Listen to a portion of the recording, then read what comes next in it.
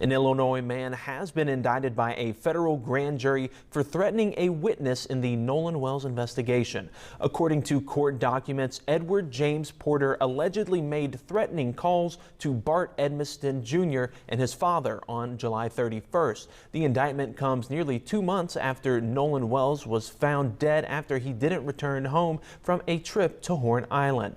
Porter's arraignment is set for September 4th in Gulfport.